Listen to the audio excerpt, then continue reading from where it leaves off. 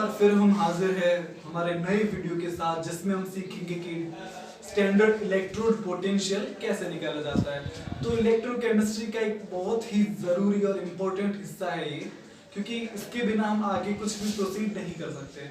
तो हम इस वीडियो में सीखेंगे कि ई नॉट सेल कैसे निकाला जाता है। उसके लिए जो भी बेसिक इन्फॉर्मेशन हमें पता होनी चाहिए वो सब भी हम साथ में सीखते हुए चलेंगे। तो चलो शुरू करते हैं। तो हमें सबसे पहले सेल रिप्रेजेंटेशन आनी चाहिए। जब तक हमें सेल रिप्रेजेंटेशन ही नहीं आएगी तब तक हम आगे नहीं बढ़ सकते, ठीक है। तो सेल रिप्रेजेंटेशन के लिए सबसे पहले हमें इलेक्ट्रोकेमिस्ट्री की एबीसी पता होनी चाहिए। तो एबीसी का मतलब होता है कि सेल रिप्रेजेंट होता है ए बी सी की फॉर्म में, जहां ए एनोड को रिप्रेजेंट करता है, बी हमारे सॉल्ट ब्रिज को, ब्रिज सी कैथोड को, ठीक है। अब ये मिसकंसेप्शन बहुत सारे स्टूडेंट्स के मन के अंदर हो जाता है कि अगर पॉजिटिव है तो एनोड होगा, या पॉजिटिव है तो कैथोड होगा, या पॉजिटिव होता है तो गैलेनिक सेल में एनोड होगा, या फिर इलेक्ट्रोलाइटिक सेल्स में क्या होगा। तो ये सब कंफ्यूजन हमें नहीं रखना है, ठीक है। क्योंकि इलेक्ट्रोकेमिस्ट्री की जितनी भी अच्छी बुक्स है उन सब में यही लिखा गया है कि electrodes are never classified on the basis of charge और polarity, they are always classified on the basis of process. इसका मतलब क्या होगा कि जिसपे ऑक्सीडेशन होगा वो एनोड होगा, या वाइस वर्सा हम बोल सकते हैं कि जिसपे जो एनोड है उस पे हमेशा ऑक्सीडेशन होगा, ठीक है। तो सिमिलरली कैथोड पे उसका उल्टा हो जाएगा, कैथोड पे हमेशा रिडक्शन होगा, या जिस पे रिडक्शन होगा वो हमेशा कैथोड होगा, ठीक है। तो इस प्रोसीजर से हम एक क्वेश्चन लेते हैं जो कि हमारा बेसिक क्वेश्चन इलेक्ट्रोकेमिस्ट्री का इंट्रोडक्शन इस सेल से होता है। तो इसमें क्या है कि हमें Zn और कॉपर दोनों का रिडक्शन पोटेंशियल दे रखा है। तो Zn का रिडक्शन पोटेंशियल दे रखा है -0.77 वोल्ट, Y कॉपर का दे रखा है 0.33 वोल्ट, ठीक है। अब रिडक्शन पोटेंशियल क्या इंफॉर्मेशन देता है हमें? तो रिडक्शन पोटेंशियल ये इंफॉर्मेशन देता है कि अगर रिडक्शन पोटेंशियल ज्यादा मतलब टेंडेंसी टू एक्सेप्ट इलेक्ट्रॉन ज्यादा, ठीक है। इसका मतलब कि अगर रिडक्शन पोटेंशियल हायर होगा तो greater tendency to accept electron, ठीक है। तो अब हम कंपेयर करते हैं इन दो ई नॉट वैल्यूज को, तो इससे हमें सिंपल पता चल जाता है कि ये पॉजिटिव वैल्यू है, ये नेगेटिव वैल्यू है। इसका मतलब ये वैल्यू ऑब्वियसली ज्यादा है, इसका मतलब कॉपर का जो रिडक्शन पोटेंशियल है वो जिंक से बहुत ज्यादा है।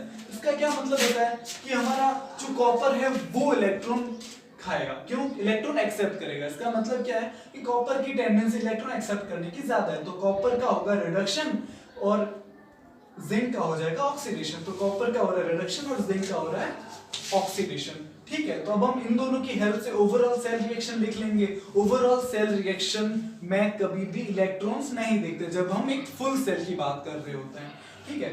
तो इस ओवरऑल सेल रिएक्शन की हेल्प से हम सेल रिप्रेजेंटेशन करते हैं। तो सेल रिप्रेजेंटेशन क्या होगा, जो हमने पहले सीखा भी था एबीसी की फॉर्म में। तो पहले ए फॉर एनोड, मतलब एनोड आएगा, एनोड के लिए ऑक्सीडेशन होता है, तो ऑक्सीडेशन यहाँ पे किसका हो रहा है? Zn का। तो Zn की हमने यहाँ लिख लिया। फिर हमें ये पता है कि जो ब्रिज होता है, सॉल्ट ब्रिज, उसको दो डंडियों से शो किया जाता है, ठीक है।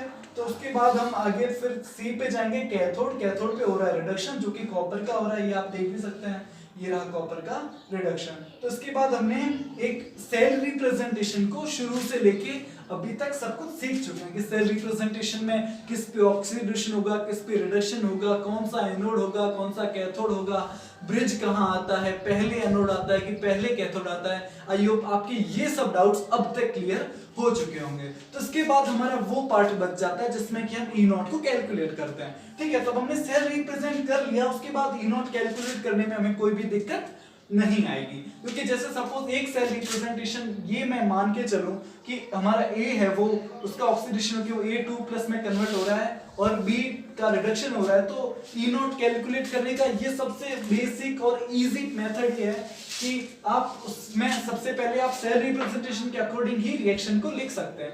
जैसे आप यहाँ A+ से A2+ और इसमें आप ऐड कर दीजिए इसका रिडक्शन पोटेंशियल ऐड कर दीजिए B का, और A का हम ऑक्सीडेशन पोटेंशियल ले रहे हैं, ठीक है। तो जैसे यहाँ पे आपको दिख भी रहा था हमारी ओवरऑल सेल रिएक्शन ये थी, तो इसमें आपने Zn मतलब जिंक का आपको ऑक्सीडेशन पोटेंशियल चाहिए, जबकि हमें गिवन कौन सा था? Reduction potential. अगर हम इसका सिंबल चेंज कर देते हैं तो रिडक्शन पोटेंशियल ऑक्सीडेशन पोटेंशियल में चेंज हो जाता है, जो कि हमारे यहाँ हो भी गया है। यहाँ मैंने प्लस का 0.77 वोल्ट लिया है, ठीक है। पर कॉपर का तो हमें रिडक्शन पोटेंशियल ही चाहिए था और वो ही गिवन भी है, तो हम उसको एज इट इज रखेंगे और दोनों को ऐड कर देंगे। जैसा हम ऐड कर भी रहे हैं और हमारा आंसर आ जाता है 1.10 वोल्ट।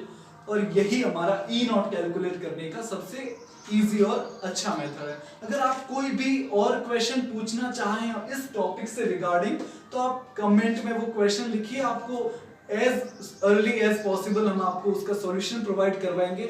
और अगर किसी टॉपिक पे चाहें आप कि मैं उसका वीडियो बनाऊं, तो आप उसको भी कमेंट सेक्शन में बता सकते हैं।